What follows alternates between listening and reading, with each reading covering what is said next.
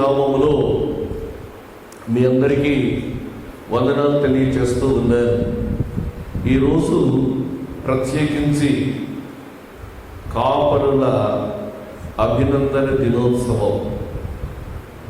దైవ సేవకులు, సంఘ కాపరులను అభినందించడానికి ప్రత్యేకింపబడినటువంటి రోజుగా ప్రపంచవ్యాప్తంగా కూడా ఈ రోజును గుర్తిస్తూ ఉన్నారు.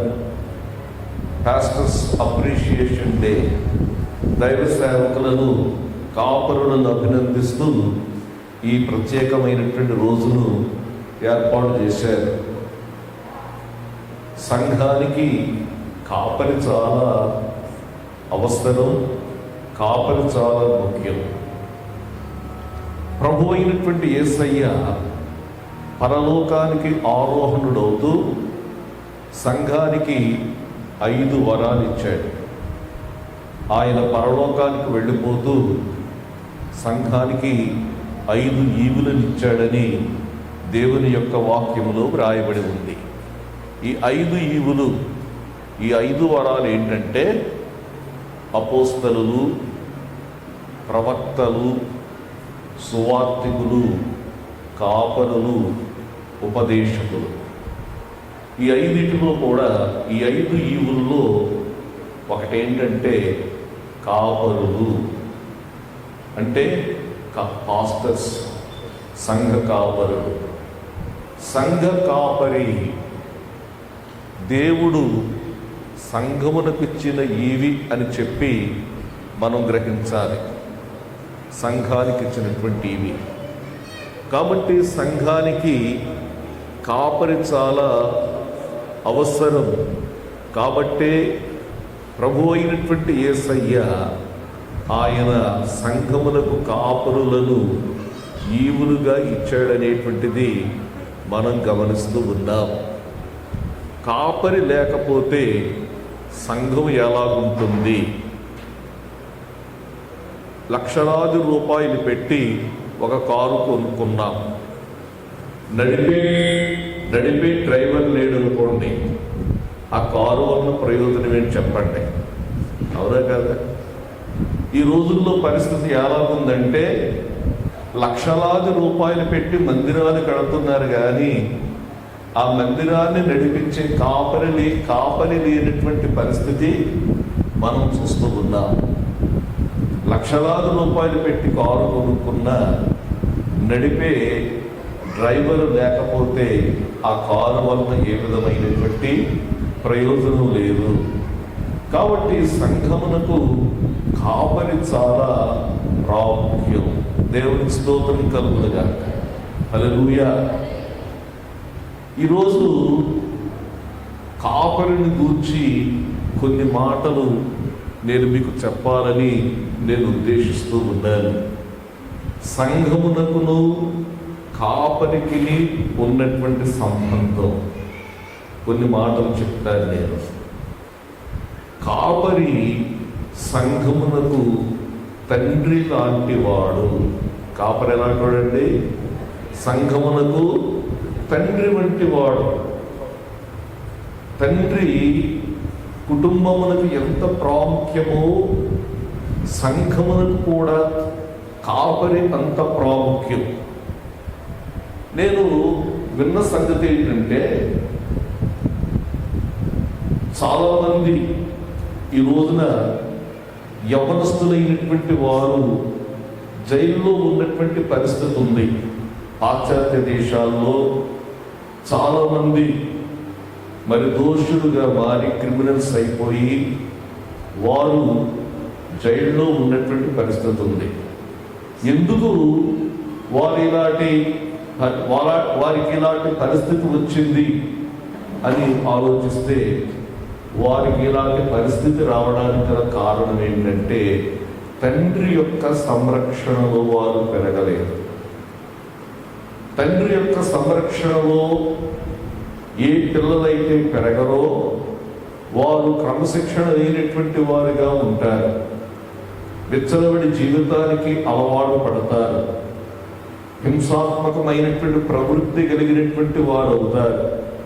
కాబట్టి సంఘమునకు కాపరి ఎలాంటి వాడంటే ఒక తండ్రి వంటి వాడు అనేటువంటి మాటను ఈ సందర్భంగా జ్ఞాపకం చేస్తా ఉన్నాను.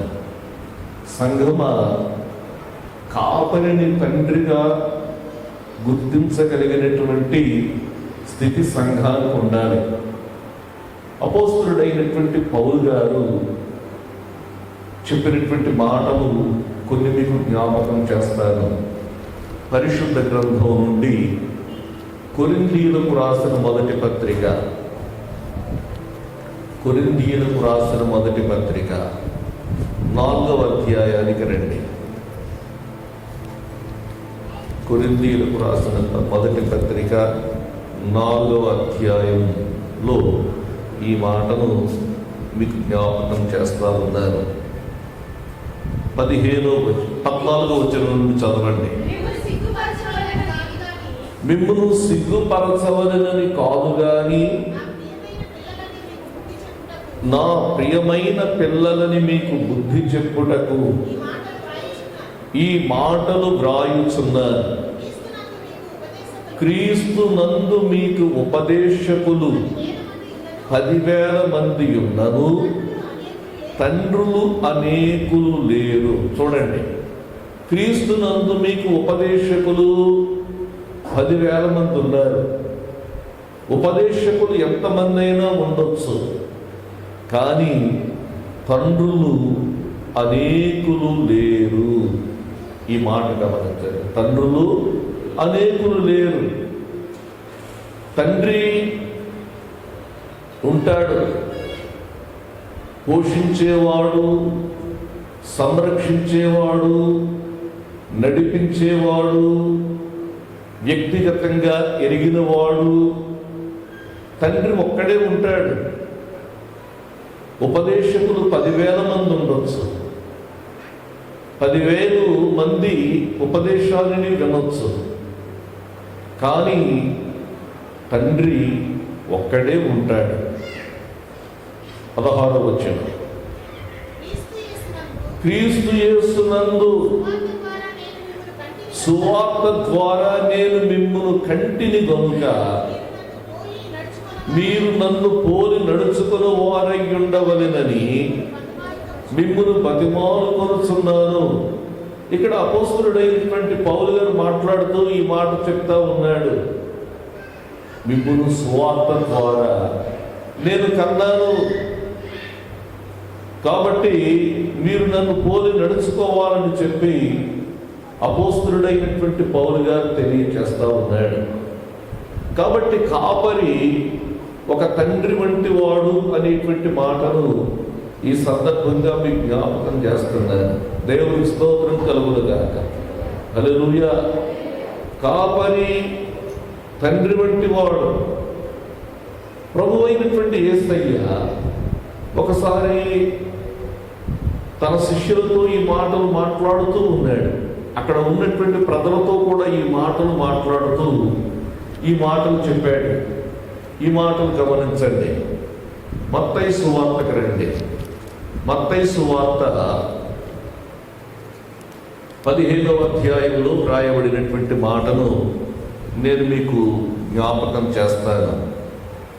15వ అధ్యాయంలో మనం చూస్తే ఇక్కడ 4వ వచనం చూడండి. తల్లిదండ్రులను ఘనపరచమనియు తండ్రినైనను తల్లినైనను దూషించువాడు తప్పక మరణము పొందవలెననియు దేవుడు సెలవిచ్చారు. చూడండి, దేవుడు ఏం చెప్పాడంట? తల్లిదండ్రులను ఘనపరచమని, తల్లిదండ్రులను సన్మానించమని చెప్పాడు. అయితే ఆ రోజుల్లో ఉన్నటువంటి శాస్త్రులైనటువంటి వారు ఏం చేస్తూ ఉన్నారంటే, శాస్త్రులు పరిసయ్యులు ఈ మాటను మార్చారు. తల్లిదండ్రులను ఘనపరచనక్కరలేదు, తల్లిదండ్రులను సన్మానించక్కరలేదు, తల్లిదండ్రులకు మనం ఏదైతే ఇవ్వవలసి ఉన్నదో, ఏ సంరక్షణ అయితే మనం చేయవలసి ఉన్నదో ఆ సంరక్షణ చేసేటువంటి ధనాన్ని మనము దేవుని యొక్క మందిరములో ఖర్చు పెడితే సరిపోతుంది, ఈ ఆజ్ఞను మనం పాటించనక్కరలేదు అని ఆ రోజున వాళ్ళు దానికి వ్యాఖ్యానం చేశారు. అది తప్పుడు వ్యాఖ్యానం, అది సరి అయినటువంటి వ్యాఖ్యానం కాదు. అప్పుడు యేసు ప్రభువారు ఒక మాట అన్నారు. 6వ వచనం చూడండి. మీరు మీ పారంపర్యాచారము నిమిత్తమై దేవుని వాక్యమును నిరర్ధకము చేయుచున్నారు. చాలండి. ఆచారాన్ని పెట్టుకొని మీరేం చేస్తున్నారంటే దేవుని యొక్క వాక్యాన్ని నిరర్ధకం చేస్తున్నారు. ఆ క్రింద మాటలు అంటాడు, మనుష్యులు కల్పించు పద్ధతులు దైవోపదేశములని బోధించుచు వారు నన్ను వ్యర్థముగా ఆరాధించుతున్నారు. దైవోపదేశములని చెప్పి వ్యర్థముగా నన్ను ఆరాధించుతున్నారు. దేవునికి స్తోత్రం కలుగునుగాక. హల్లెలూయా. కాబట్టి ప్రియులారా, ఈ వాక్యములో మనం చూస్తూ ఉన్నాం, కాపరి ఏమై ఉన్నాడంటే తండ్రి వంటి వాడై ఉన్నాడనేటువంటిది మనం గమనించాలి. దేవునికి స్తోత్రం. హల్లెలూయా. తండ్రి ఏ విధంగా సంరక్షిస్తాడో, ఏ విధంగా మాదిరిగా ఉంటాడో, అదేవిధంగా హల్లెలూయా, హల్లెలూయా, హల్లెలూయా, హల్లెలూయా, హల్లెలూయా. కాబట్టి కాపరి తండ్రి లాంటి వాడు కాబట్టి ఈ కాపరి దినోత్సవ సందర్భంగా మరి తండ్రి యొక్క స్థానములో ఉన్నటువంటి కాపరి ఎడల మనము చూపవలసినటువంటి గౌరవం ఇది చాలా ప్రాముఖ్యమండి. దేవునికి స్తోత్రం కలుగునుగాక. తండ్రి పట్ల చూపవలసినటువంటి మర్యాద, తండ్రిని ఘనపరచడం, దీనిని గూర్చి మనం ఒకసారి ఆలోచన చేయాలి. మీరు అనొచ్చు, నేను శారీరకమైనటువంటి తండ్రులను గూర్చి నేను మాట్లాడడం లేదు, ఆత్మ సంబంధంగా మీ యొక్క ఆత్మలను పోషించేటువంటి సేవకుడు, మిమ్మలను నడిపించే సేవకుడు, సరిదిద్దే సేవకుడు, ఆశీర్వదించే సేవకుడు, ఈ సేవకుని పట్ల మనము ఏ విధమైనటువంటి గౌరవాన్ని చూపుతూ ఉన్నాం. ఈ రోజుల్లో నేను గమనిస్తూ ఉన్నాను, చాలామంది కార్యక్రమాల కొరకు ఇవ్వడానికి ఇష్టపడతారు, కానీ కార్యక్రమం వెనుక ఉన్నటువంటి సేవకుని గూర్చి ఆలోచించేటువంటి వారు చాలా తక్కువ మంది ఉంటారండి. క్రిస్మస్ పండగలకు వెళ్తూ ఉంటాను నేను. క్రిస్మస్ పండగలకు వెళుతున్నప్పుడు వేలాది రూపాయలు క్రిస్మస్ కొరకు ఇస్తారు, కానీ నడిపిస్తున్న సేవకుడు తిన్నాడా లేదనేటువంటిది ఆలోచించేటువంటి వారు చాలా తక్కువ మంది ఉంటారు. నేను ఎందుకు చెప్తున్నానంటే నేను చూశాను కాబట్టి చెప్తా ఉన్నాను. నేను నిజంగా తండ్రి ఎంత కష్టపడతాడనేటువంటిది ఆలోచించండి. అపోస్తలుడైనటువంటి పౌలు గారు గలతీ సంఘానికి రాస్తూ ఒక మాట అంటాడు. ఈ మాట మీకు జ్ఞాపకం చేస్తాను నేను. గలతీలకు రాసిన పత్రిక 4వ అధ్యాయం 19వ వచనం. నా పిల్లలారా, క్రీస్తు స్వరూపము మీ యందు ఏర్పడు వరకు మీ విషయమై మరలా నాకు ప్రసవ వేదన కలుగుచున్నది. నా ఆశ ఏంటంటే క్రీస్తు యొక్క స్వరూపము మీలో ఏర్పడాలి, క్రీస్తు స్వరూపం మీ యందు ఏర్పడాలని చెప్పి రోజు రోజుకు కూడా నేను ప్రసవ వేదన పడుతున్నాను. సేవకుని యొక్క పరిస్థితి ఏంటో తెలుసా? ప్రసవ వేదన. ప్రతిరోజు ప్రసవ వేదనే.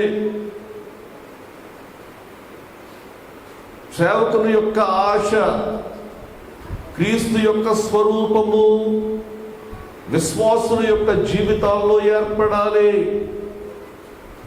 క్రీస్తు యొక్క స్వరూపం మీలో ఏర్పడాలని చెప్పి మీ కొరకు నేను ప్రసవ వేదన పడుచున్నాను, ప్రసవ వేదన కలుగుచున్నది అని అపోస్తలుడైనటువంటి పౌలు గారు తెలియచేస్తూ ఉన్నాడండి. దేవునికి స్తోత్రం కలుగునుగాక.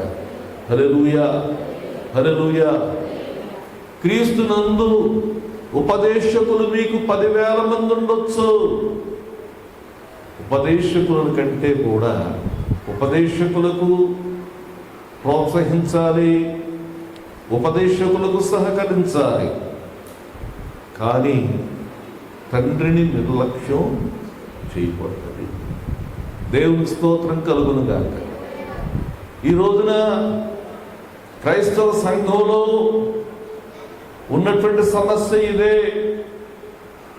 ఉపదేశకుల వైపు వెళుతున్నారు, పోషించే, సంరక్షించే, నడిపించే తండ్రిని నిర్లక్ష్యం చేసేటువంటి పరిస్థితి ఉంది. కాబట్టి సంఘమా, నేను మీకు జ్ఞాపకం చేస్తున్నాను, సంఘ కాపరి కంటే ఎలాంటి వాడంటే ఒక తండ్రిగా మనం గుర్తించాలి. దేవుని స్తోత్రం కలుగునుగాక. హల్లెలూయా. చాలాసార్లు మరొక పొరపాటు మనం చేస్తూ ఉంటాం. మరొక పొరపాటు ఏంటంటే, ఇక్కడ గమనించండి, మనం చేసేటువంటి పొరపాటు ఏంటంటే, బాప్తిస్మం ఇచ్చిన వారే మన ఆత్మీయ తండ్రి అనుకుంటాం. మనం బాప్తిస్మం ఇచ్చినటువంటి వారు కాదు, తండ్రి పాత్రను పోషించే వారు ఎవరైతే వారు తండ్రి అవుతారు. నేను ఇక్కడ బాప్తిస్మం ఇవ్వచ్చు, మీరు ఎక్కడో కువైట్లో ఉండొచ్చు, దుబాయ్లో ఉండొచ్చు, అక్కడ మందిరానికి పెడుతున్నారు. అక్కడ ఉన్నటువంటి సమయంలో మీ యొక్క ఆత్మలను గూర్చినటువంటి శ్రద్ధ, మిమ్మల్ని పోషించేటువంటి బాధ్యత, మిమ్మల్ని నడిపించేటువంటి బాధ్యత అక్కడ ఉన్నటువంటి సేవకులకు ఉంటుంది. కాబట్టి అక్కడ ఉన్నటువంటి సేవకులు మీరు ఏం చేయాలంటే ఆత్మీయ తండ్రిగా భావించాలి. మరొకటి ఏంటంటే, నీకు బాప్తిస్మం ఇచ్చినటువంటి సేవకుడు చనిపోయి ఉండొచ్చు. ఒకవేళ బాప్తిస్మం ఇచ్చినటువంటి సేవకుడు చనిపోతే నువ్వు తండ్రి లేని పిల్లడు అయిపోతావు, తండ్రి లేని పిల్లవైపోతావు. బాప్తిస్మం ఇచ్చినటువంటి వారని కాదు.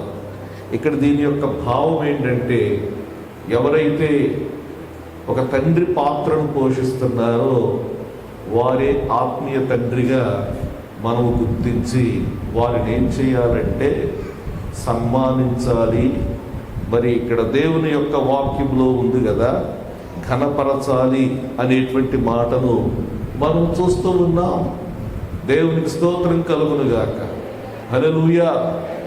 ఇప్పుడు ఈ మాట చెప్పారు, సంఘ కాపరి ఏమై ఉన్నాడంటే తండ్రి అయ్యున్నాడు.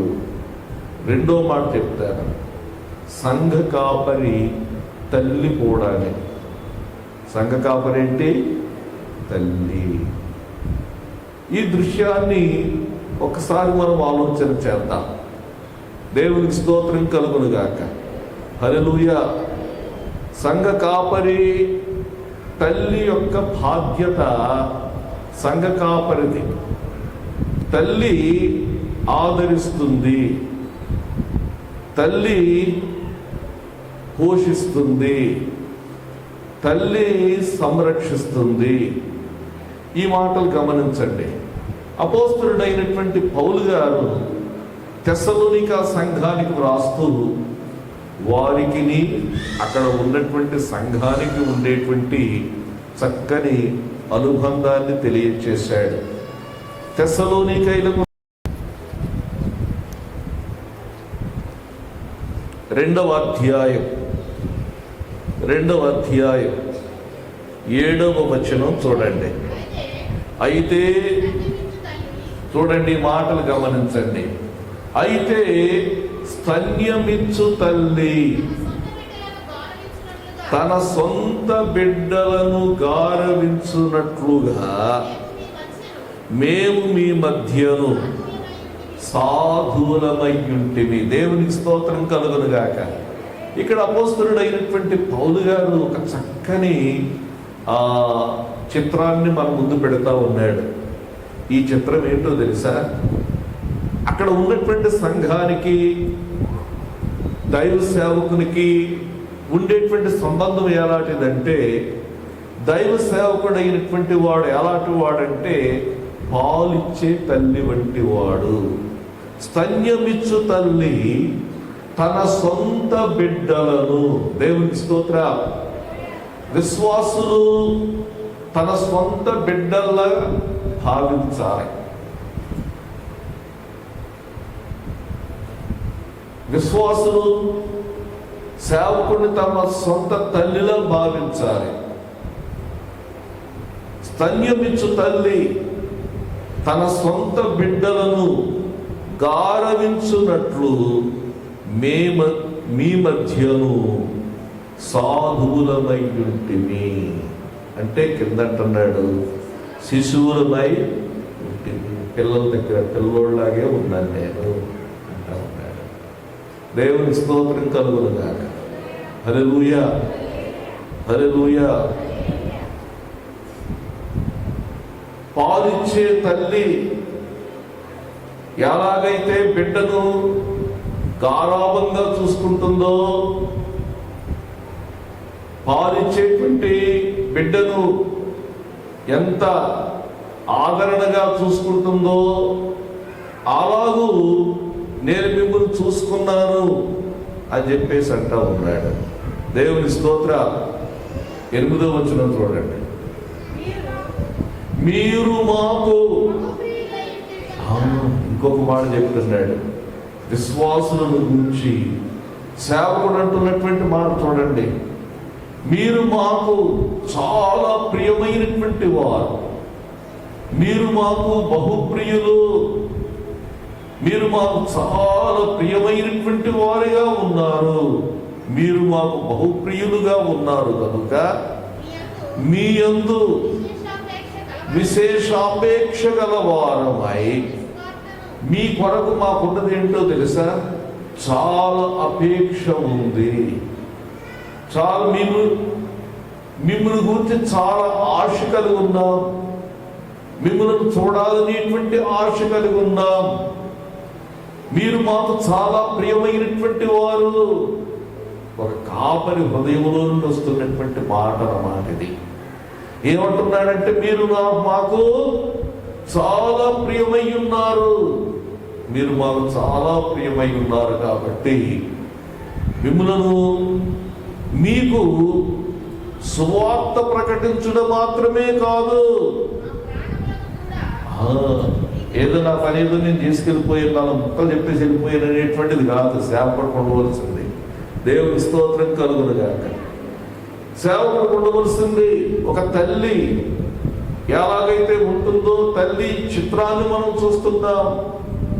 స్తన్యం ఇచ్చేటువంటి తన పిల్లలకు సొంత బిడ్డలను గారాబంగా చూసుకున్నట్లుగా నేను చూసుకున్నాను అని చెబుతూ ఇక్కడేమంటున్నాడంటే, సువార్తను గాక మా ప్రాణములను కూడా మీకిచ్చుటకు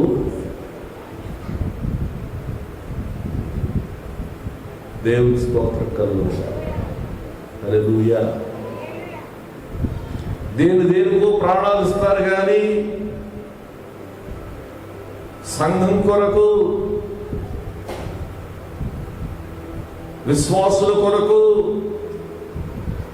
పౌలు భక్తుడు అంటా ఉన్నాడు, ప్రాణమును ఇవ్వడానికి సిద్ధపడి ఉంటుంది. ప్రాణాలు ఇవ్వడం కోసం సిద్ధపడి ఉన్నాం. కాబట్టి ఒక తల్లి ఎలాగైతే స్తన్యం ఇస్తుందో అలాగూ మీకు స్తన్యం ఇచ్చే తల్లిలా మిమ్మల్ని గారాబంగా చూశాను, చివరకు ప్రాణం ఇవ్వడానికి కూడా మేము సిద్ధపడ్డాము అని చెప్పి పౌలు భక్తుడు తెలియచేస్తున్నట్లుగా మనం చూస్తూ ఉన్నాం. 2 సంగతులు చెప్పాను. సంఘానికి, సంఘ కాపరికి ఉండేటువంటి సంబంధం. కాపరి తండ్రి అనేటువంటి మాట చెప్పారు కదా, కాపరి తల్లి లాంటి వాడు అనేటువంటిది కూడా మనం గమనించాలి. 3వ మాట చెప్తారు, కాపరి నాయకుడు. కాపరి ఏమై ఉన్నాడు? నాయకుడు, నడిపించేవాడు. మందకు ముందు కాపరి నడుస్తాడు, మంద కాపరిని వెంబడిస్తుంది. దేవునికి స్తోత్రం కలుగును గాక. మందకు ముందు కాపరి నడుస్తాడు. కాబట్టి కాపరి ఏమై ఉన్నాడంటే నాయకుడై ఉన్నాడు. కాపరి నాయకుడు. దేవునికి స్తోత్రం కలుగును గాక. హల్లెలూయా, హల్లెలూయా. ఇక్కడ ఒక సంగతి మీకు చెప్తాను నేను. నాయకుని యొక్క నడిపింపులో ఉన్నటువంటి వారికి ఉండవలసినటువంటి సంబంధం ఎలా ఉండాలో మీకు చెప్తాను నేను. హెబ్రీలకు రాసిన పత్రిక 13వ అధ్యాయం 17వ వచనం. మీ పైని నాయకులుగా ఉన్నవారు లెక్క అప్పగించవలసిన వారి వలె మీ ఆత్మలను కాయుచున్నారు. దేవునికి స్తోత్రం. నాయకుల యొక్క బాధ్యత ఏంటంటే ఆత్మలను కాయడం. దేవుని స్తోత్రం కలుగునుగాక. దేవుడు ఆత్మలను అప్పగించాడు. ఈ నాయకులైనటువంటి వారు చేయవలసినటువంటి పని ఏంటంటే ఆత్మలను కాయాలి. ఎందుకో తెలుసా? ఈ ఆత్మలు వర్ధిల్లాలని, బలపరచబడాలని ఆత్మలను కాయాలి. ఆత్మలను కాయవలసినటువంటి మీ ఆత్మలను కాయుచున్నారు. వారు దుఃఖముతో ఆ పని చేసిన ఎడల మీకు నిష్ప్రయోజనం. నాయకులైనటువంటి వారు దుఃఖంతో గనుక మీ ఆత్మలను కాస్తూ ఉన్నట్లయితే అది మీకు నిష్ప్రయోజనం. నా ప్రశ్న ఏంటంటే, సంగమ నాయకులను మనము సంతోష పెట్టాలా, దుఃఖపరచాలా అనేటువంటిది మనం ఒక్కసారి ఆలోచించాలి. ఒకవేళ నాయకుడు అయినటువంటి వాడు దుఃఖపడితే అది మీకు నిష్ప్రయోజనం. కాబట్టి దుఃఖముతో కాక ఆనందముతో చేయునట్లు, ఆనందంతో ఏం చేసేటట్టు? సంఘమును కాసేటట్టు. ఆనందముతో మీ ఆత్మలను కాసేటట్లుగా మీరేం చేయాలంటే వారి మాట వినాలి. దేవునికి స్తోత్రం కలుగునుగాక. హల్లెలూయా. వారి మాట విని వారికి లోబడియుండుడి. దేవునికి స్తోత్రం కలుగునుగాక. ఇవి దేవుని యొక్క వాక్యములో ఉన్నటువంటి మాటలు. ఈ మాటలు ఎవరిని గురించి చెప్పబడుతున్నాయంటే, నాయకులంటే అర్థం ఏంటంటే ఆత్మలను కాసే నాయకులు. అది ఆత్మలను కాసే నాయకులు. ఈ ఆత్మలను కాసే నాయకులు వారు మీ ఆత్మలను గూర్చి లెక్క అప్పగించవలసిన వారు. కాబట్టి మీరు చేయవలసినటువంటి పని ఏంటంటే వారి మాట వినాలి, వారికి లోబడి ఉండాలి అనేటువంటి మాటలు మనం చూస్తూ ఉన్నాం. దేవునికి స్తోత్రం కలుగునుగాక. హల్లెలూయా, హల్లెలూయా. కాబట్టి ప్రియమైనటువంటి దేవుని సంగమా, నాయకులు లేకపోతే, నాయకులు లేని జనులు చెడిపోవుదురు. అని దేవుని యొక్క వాక్యంలో ఉంది.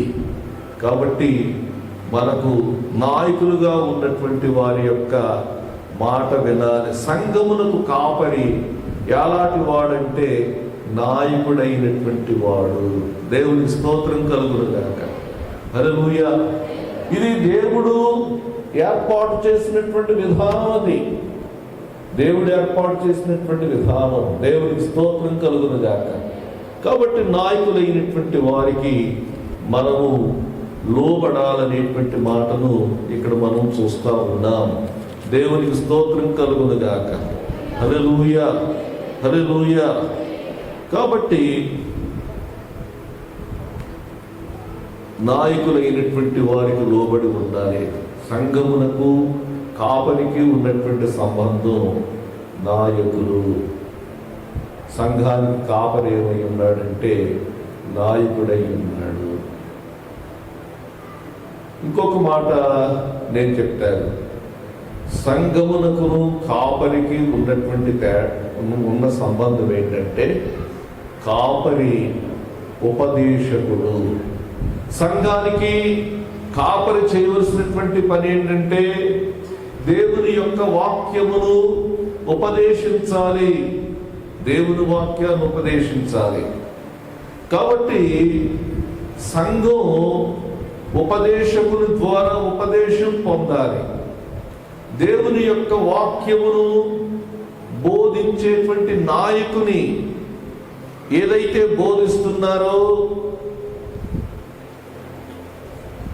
ఆ యొక్క ఉపదేశాన్ని అంగీకరించాలి. దేవునికి స్తోత్రం కలుగును గాక. ఇది మీకు అర్థం అవడానికి ఒక వాక్యం చెప్తాను నేను. పరిశుద్ధ గ్రంథం నుండి గలతీయులకు రాసిన పత్రిక 6వ అధ్యాయం 6వ వచనం చూడండి. వాక్యోపదేశము పొందువాడు ఉపదేశించువానికి మంచి పదార్థములన్నిటిలో భాగమియ్యవలెను. చూడండి, సంఘానికి కాపరికి ఉన్నటువంటి సంబంధం ఏంటంటే కాపరేమో ఉపదేశించేవాడు, ఉపదేశం పొందేటువంటి వారేమో సంఘం. కాబట్టి ఉపదేశం పొందేటువంటి వారు ఏం చేయాలంటే ఉపదేశించు వారికి మంచి పదార్థములన్నిటిలో భాగం ఇయ్యాలి. దేవుని స్తోత్రం కలుగును గాక. ఇది దేవుడు ఏర్పాటు చేసినటువంటి విధానం. ఇది దేవుడు ఏర్పాటు చేసినటువంటి పద్ధతి. ఇది వాక్యోపదేశం పొందేవాడు ఉపదేశించు వానికి మనం ఏం చేయాలంటే మంచి పదార్థములన్నిటిలో కూడా భాగం ఇయ్యవలెను. క్రింద ఫుట్నోట్లో ఉంది, వాక్యోపదేశము పొందువాడు సమస్త సద్విషయములలో బోధించు వారితో పాలివాడై ఉండవలెను. బోధించేటువంటి వారితో పాలివాడై ఉండాలి. పాలివాడై ఉండాలంటే చేయవలసినటువంటి పని ఏంటంటే మంచి పదార్థములన్నిటిలో భాగం ఇయ్యవలెను. ఈ తర్వాత వచ్చిన ఈ మాట గమనించండి. మోసపోకుడి, దేవుడు వెక్కిరింపబడడు. మనుష్యుడు ఏమి విత్తునో ఆ పంటనే కోయును. వెంటనే ఈ మాట ఎందుకు చెప్పాడు? భాగం ఇమ్మని చెప్పాడు కదా.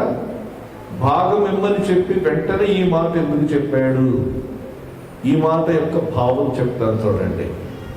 ఈ మాట యొక్క భావం ఏంటంటే నీవు మంచి పదార్థములన్నిటిలో భాగం ఇస్తున్నావంటే అర్థం ఏంటంటే ఒక మంచి నేలలో నీవు విత్తనాలు విత్తుతున్నావని అర్థం చేసుకోవాలి. దేవుని స్తోత్ర.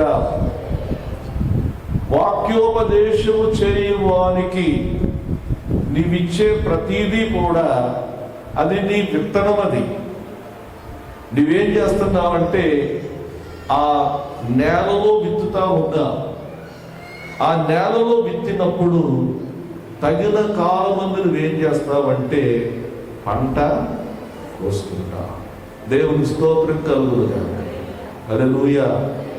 కాబట్టి సేవకునికి ఇస్తున్నామనేటువంటిది కాదు, సేవకుని జీవితంలో విత్తుతున్నాం అనుకోండి, ఒక సారవంతమైనటువంటి నేలలో విత్తుతున్నాం అనుకోండి. దేవునికి స్తోత్రం కలుగునుగాక. దేవుని వాక్యంలో మరొక మాట చెప్తాను నేను. ఈ మాట గమనించండి. ఫిలిప్పీలకు రాసిన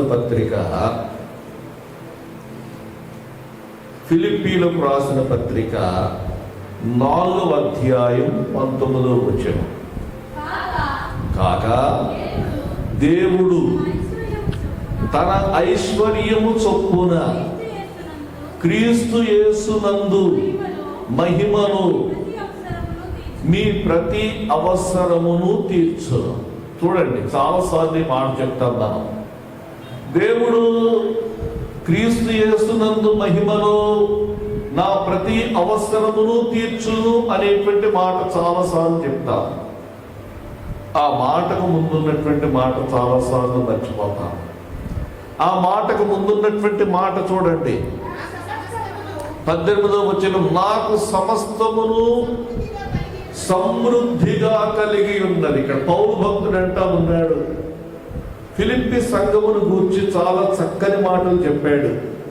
ఈ ఫిలిప్పి సంఘం ఏం చేసిందంటే చాలా సహాయం చేసింది.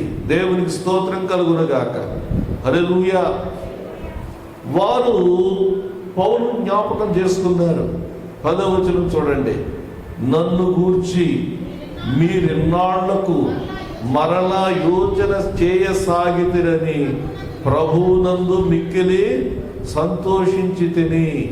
చూడండి, నన్ను జ్ఞాపకం చేసుకున్నారయ్యా, నన్ను మర్చిపోలేదు, నన్ను మరలా మీరు జ్ఞాపకం చేసుకున్నారు. జ్ఞాపకం చేసుకుని మీరేం చేశారంటే చేశారు. 16వ వచనం. ఏలయనగా తెస్సలోనికలో కూడా మీరు మాటి మాటికి నా అవసరము తీర్చుటకు సహాయము చేసితిరి. నేను ఈవిని అపేక్షించి ఏలాగు మళ్ళా మీరు ఇస్తారని చెప్పి మిమ్మల్ని పొగడటం లేదు. అది దేవుని స్తోత్రం కలుగునుగా. హల్లెలూయా. అయితే మీ లెక్కకు విస్తార ఫలము రావాలనని అపేక్షించి చెప్పుచున్నారు. నా ఆశ ఏంటంటే మీకు ఎంతో విస్తారముగా ఫలము రావాలనేటువంటిది నా ఆశ అంటా ఉన్నాడు పౌలు గారు. దేవుని స్తోత్రం కలుగునుగాక. 18లో అంటా ఉన్నాడు, నాకు సమస్తమును సమృద్ధిగా కలిగి ఉన్నది. మీరు పంపిన వస్తువులు ఎపఫ్రొదితు వలన పుచ్చుకొని ఏమీ తక్కువ లేక ఉన్నాను. చూడండి, ఇక్కడ ఈ మాటలు గమనించండి. ఫిలిప్పీలో ఉన్నటువంటి సంఘం జ్ఞాపకం చేసుకున్నారు. పౌలు భక్తుడు చాలా దూరంలో ఉన్నాడు. ఎలాగున్నాడో ఏంటో, ఆయన అవసరతలు ఎలాగున్నాయో ఏంటో అని చెప్పి వారు జ్ఞాపకం చేసుకుని దైవ సేవకునికి ఇవి అవసరత ఉంటుంది, ఇవి అవసరత ఉంటాయని చెప్పి కొన్ని వస్తువులు ఇచ్చి ఎపఫ్రొదితు ద్వారా పంపించారు. ఎప్పుడైతే ఎపఫ్రొదితు ద్వారా పంపించారో అవన్నీ అందుకున్నాడు. అవన్నీ అందుకుని అంటా ఉన్నాడు, సమస్తము నాకు సమృద్ధిగా కలిగింది. మీరు పంపిన వస్తువులు అవి దేవుని పట్ల ఎలా ఉన్నాయంటే అవి మనోహరమైన సువాసన. అవి దేవుని పట్ల ఎలా ఉన్నాయి? ఇక్కడ ఎవరికి ఇచ్చారు వీళ్ళు? దేవునికి ఇవ్వలేదుగా. కాపరికి ఇచ్చారు, తండ్రికి ఇచ్చారు, తల్లి లాంటి సేవకునికి ఇచ్చారు. అయితే అవి దేవుని పట్ల ఎలా ఉన్నాయంటే మనోహరమైన సువాసనగా ఉన్నాయి. అది దేవుని స్తోత్రం కలుగునుగాక. ఇది మనం మనసులో పెట్టుకోవాలి. నేను ఇచ్చేది దేవునికి మనోహరమైన సువాసన, దేవునికి ప్రీతికరమును ఇష్టమునైన యాగమునై ఉన్నవే. ఇవి దేవునికి ఇష్టమైన ప్రీతికరమైన యాగముగా ఉన్నాయని చెప్తా ఉన్నాడు. దేవునికి స్తోత్రం కలుగును గాక. హల్లెలూయా. కాపరికి సంఘములకు ఉండవలసినటువంటి సంబంధం చెప్తా ఉన్నాను కదా. కాపరి ఉపదేశకుడైతే సంఘము ఉపదేశింపబడేటువంటి వాడు. ఎన్ని చెప్పాను నేను? 4 చెప్పాను. 5వది, కాపరికి సంఘానికి ఉండవలసినటువంటి మరొక సంబంధం చెప్పాను. కాపరికి సంఘానికి ఉండవలసిన మరొక సంబంధం ఏంటంటే, కాపరిని ఒక మాదిరిగా మనం తీసుకోవాలి. కాపరి ఎలా ఉండాలి? మాదిరి. చాలా ప్రాముఖ్యం అన్నమాట. చాలాసార్లు ఎవరిని మనం మాదిరిగా తీసుకోవాలి అనేటువంటి ప్రశ్న మనం ఆలోచిస్తే, యేసయ్య మనందరికీ మాదిరి. రెండవది, అపోస్తలుడైనటువంటి పౌలు గారు అన్నాడు, నన్ను మాదిరిగా పెట్టుకోండి అన్నాడు. మూడవది చెప్తారు, కాపరే మాదిరి. దేవునికి స్తోత్రం కలుగును గాక. ఇది తిమోతికి రాసిన పత్రికలో అపోస్తలుడైన పౌలు గారు చెప్పాడు. తిమోతికి రాసిన మొదటి పత్రిక 4వ అధ్యాయం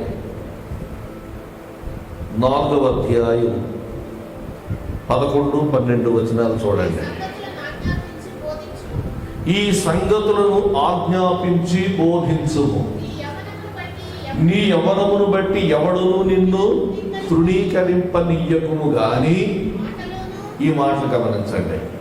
కాపరి దేనిలో మాదిరిగా ఉన్నారో చెప్పాడు. తిమోతి, నువ్వు ఒక కాపరిగా ఉంటూ ఉన్నావు, సంఘానికి నాయకుడిగా ఉంటా ఉన్నావు. నువ్వు కాపరిగా ఉంటున్నావు కాబట్టి నువ్వు ఎలా ఉండాలంటే మాదిరిగా ఉండాలి. సంఘమునకు మాదిరిగా ఉండాలి.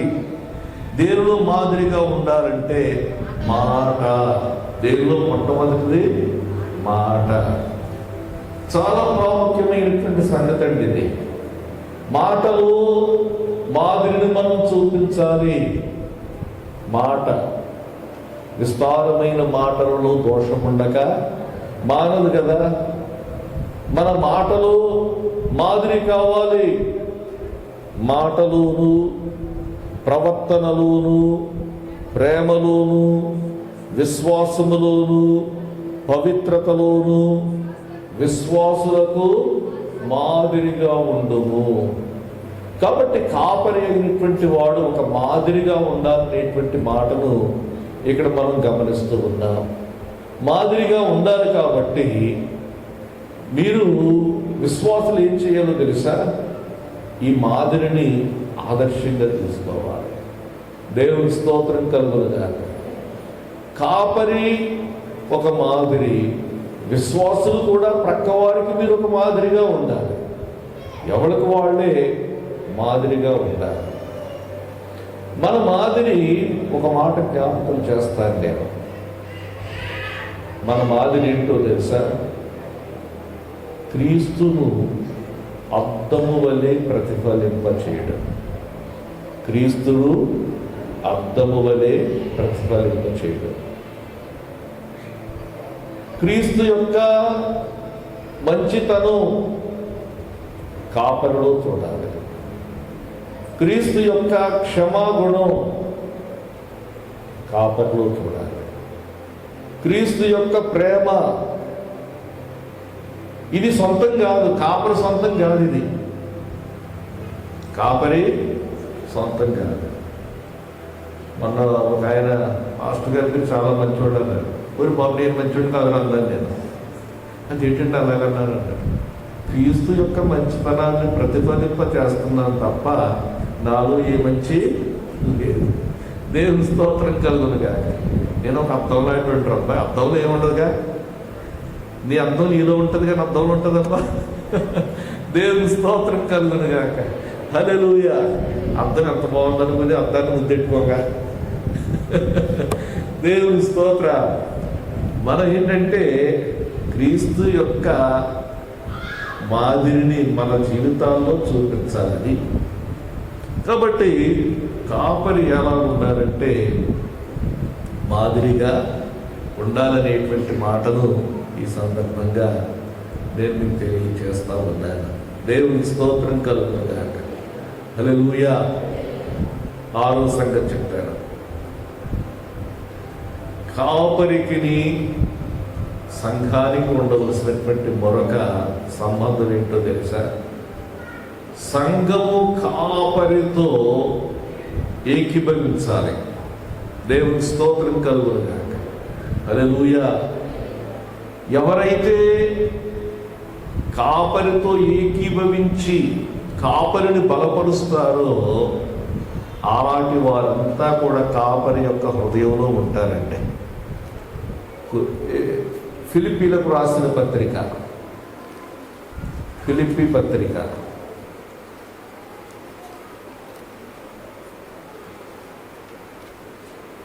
1వ అధ్యాయం 3వ వచనం. మొదటి దినము నుండి ఇది వరకు సువార్త విషయములో మీరు నాతో పాలువారయ్యుండుట చూచి. చాలండి. మొదట నుండి కూడా మీరు నాతో సువార్త విషయములో, ఇది గమనించండి. ఈ మాట ఏంటంటే సువార్త విషయములో, దేవుని యొక్క వాక్యాన్ని ప్రకటింపచేసే విషయములో, సువార్త విషయములో, సువార్త విషయములో మీరు నాతో పాలుభాగస్తులు. ఇది చాలా ప్రాముఖ్యమండి. ఈ రోజుల్లో ఏమైపోయిందంటే సువార్తలో పాలుభాగస్తులుగా ఉండడం లేదండి. కట్టడాల్లో పాలుభాగస్తులు అవుతున్నారు. కట్టడాల్లో పాలుభాగస్తులు అవడం ముఖ్యం కాదు. పెద్ద గుడి కడుతున్నారండి, మీరు అందరూ కూడా నాకు కానుకలు ఇవ్వండి అంటే అందరూ పట్టుకొచ్చుతారు. మీరు ఇచ్చిన వాళ్ళు అందరి పేర్లు బయట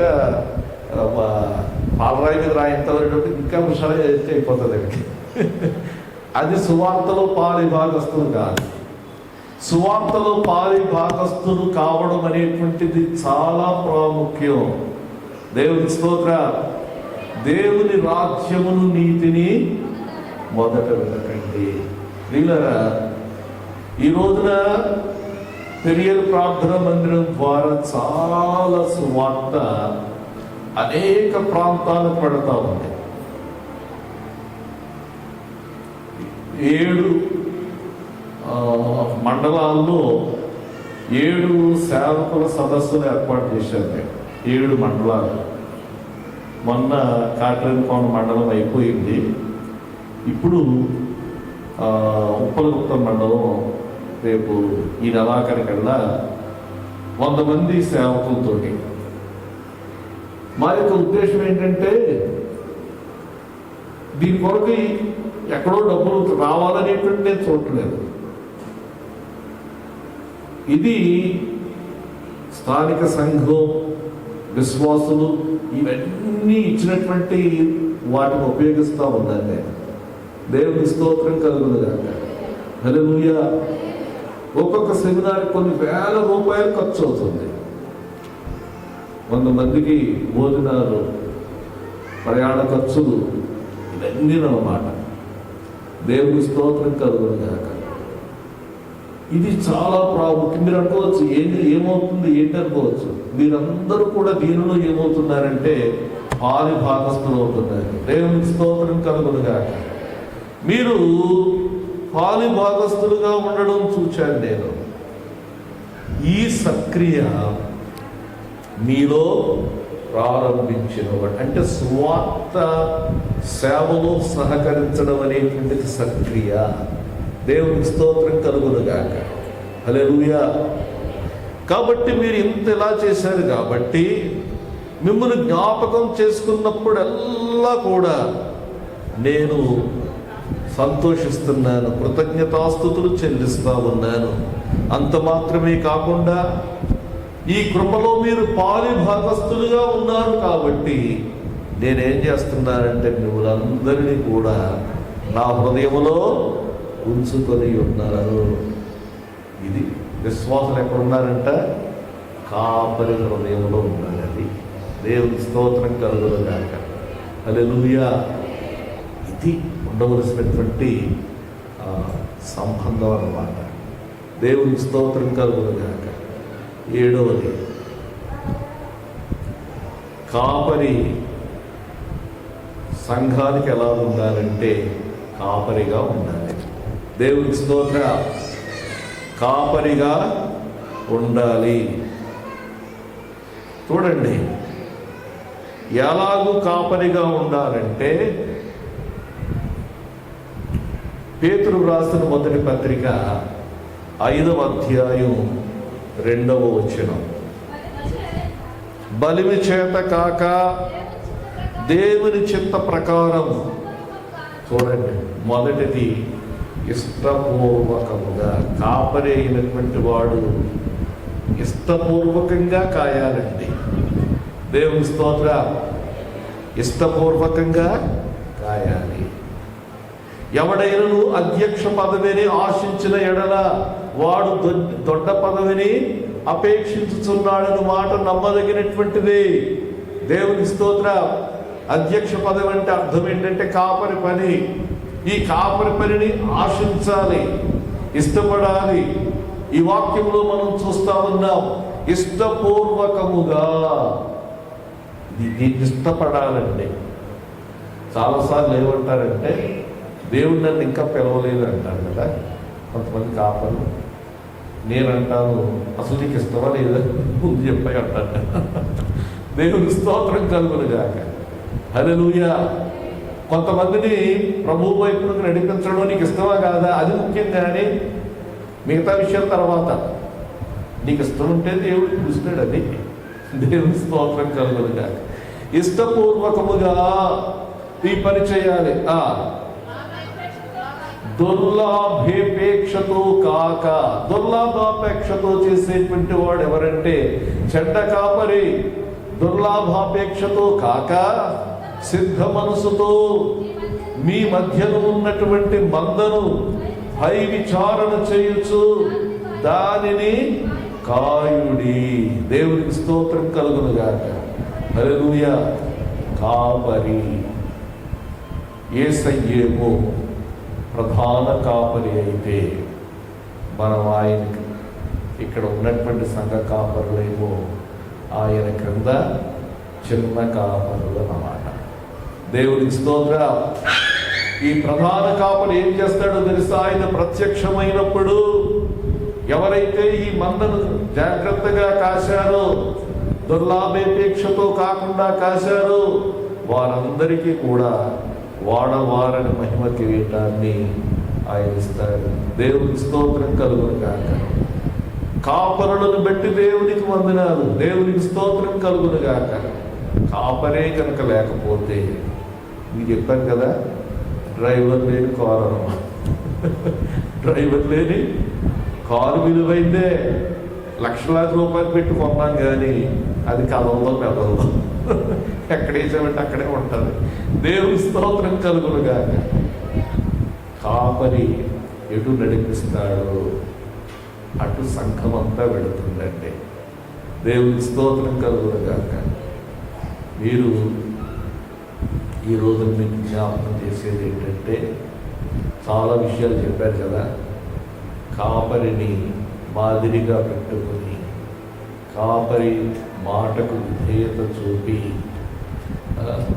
కాపరి యొక్క దర్శనంలో పాలిభాగస్తులై, మరి తండ్రి వంటి తల్లి వంటి కాపరులను సన్మానించేవారిగా ఉండాలని తెలియజేస్తూ, మరి ఈ రోజున ప్రపంచవ్యాప్తంగా మరి ఎన్నో సంఘాలు, ఎంతోమంది కాపరులు, ఈ కాపరులందరినీ కూడా ప్రభు తన ప్రత్యేకమైన కృపలో జ్ఞాపకం చేసుకుని ఆశీర్వదించాలని కోరుతూ ఈ మాటలు ముగిస్తున్నాను.